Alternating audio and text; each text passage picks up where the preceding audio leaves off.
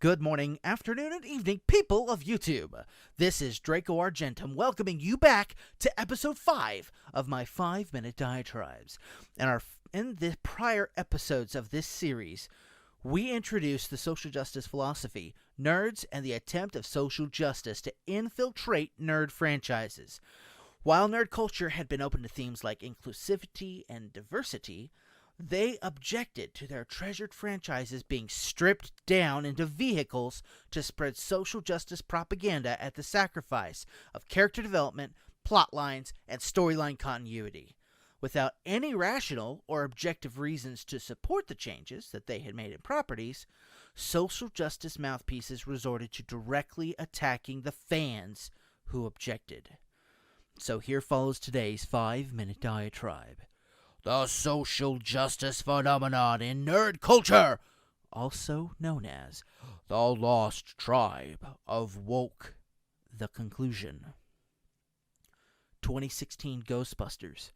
2017 Star Wars The Last Jedi. 2017 Star Trek Discovery. 2018 Black Panther. 2018 Doctor Who Series 11. 2019 Captain Marvel. All of these properties featured social justice themes such as evil men, incompetent men, all-knowing women, colonialism, class and racial inequality, anti-capitalism, and animal cruelty. Nerds and geeks questioned the use of these themes as they relate to current events in our world as being used as major plot points in what they felt were supposed to be fantasy or science fiction settings. User review websites such as Rotten Tomatoes overran with negative reviews. Redditors and YouTubers made their opinions clear. But the mainstream media's answer to this negative backlash was to label anyone who complained as a racist, a sexist, a bigot, or worse, a toxic fan. Media websites published articles where actors, producers, and directors called out any detractors as toxic fans and a threat to society. User review websites began to remove and erase negative reviews that they deemed to be the work of Russian troll bots, or programs designed to submit mass reviews to artificially inflate or deflate user review scores. Daisy Ridley and Kelly Marie Tran, actresses in the Star Wars sequel trilogy, became mascots for the social justice persecution of dissenting nerds, propping up the narrative that they were victims of internet troll harassment, and that false narrative persists in the media even today. In 2017, Daisy Ridley quit Instagram, and in interviews afterwards, she extolled how damaging social media can be for mental health. Now, she indicated that the danger for young adults in using social media is the potential to assume that the distorted version of yourself on social media was your real self. In 2018, Kelly Marie Tran likewise quit Instagram and posted an editorial through the New York Times describing the difficulties that she had experienced throughout her life with meeting modern beauty trends as promoted by the mainstream media and in gaining entrance to Hollywood due to her ethnicity and background. It is vitally important to recognize that nowhere in her editorial did she discuss social media or fan backlash through the internet. That information was inserted by an editor, a New York Times editor, in an editor's note preceding her message.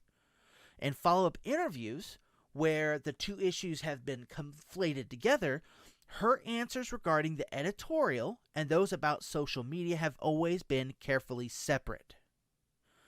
The mainstream media now force feeds the normal, everyday nerd a message that implies that they are racists, sexists, homophobes, or even Nazis if they don't like the new social justice propaganda.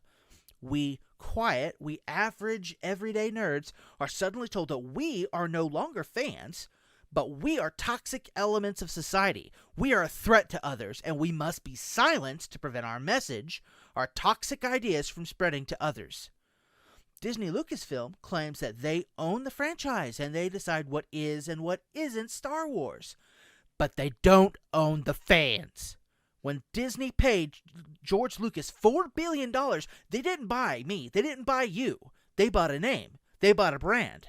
Now, that brand came with a great deal of fan loyalty, but it has been abused in books, on screen and time again on social media. Lucasfilm doesn't own the Star Wars fandom. CBS doesn't own Star Trek fandom. The BBC doesn't own Doctor Who fandom. We are the fanatic fandom, and we don't owe them a damn thing that they haven't earned. We are free. And social justice media hates us for that freedom. We are the victim group that refuse to go woke. And for that, we are vilified as Nazis and as a danger to society, all because we were offered our chance to join and we refused. We were given the keys to the kingdom, and we called them out on their bullshit. But this goes far worse than just our refusal. Social justice activists believe that we nerds, we geeks and gamers, we're sick. We're sick in the head. We have an unhealthy fascination with imaginary worlds. We waste our resources, our time and money on things that don't really exist, while we ignore problems that they quote-unquote fight in the real world. We are selfish. We're dirtbags in that we waste our time and money on ourselves and our passions, and we don't donate that in support of victims of oppression or other worthy causes. The social justice influence on our media has been a vehicle, a gateway to pull us out of our imaginary worlds and bring us back to reality. They want our loyalty, they want our time, and they especially want our expendable income to fund their movements. They offered us forgiveness. They offered us redemption. But we saw it for the false promise it was, and we threw it back in their faces. We were promised grace and a welcome embrace, but we rejected paradise and we blasphemed against their morality. We're worse in their eyes than heathens. We are heretics because we looked on the face of their God and we turned away. We are the lost tribe of woke. And the kings and the queens of quote-unquote tolerance will never forgive us for our sins. And that is the conclusion of today's 5-minute diatribe and the finale of the lost tribe of woke.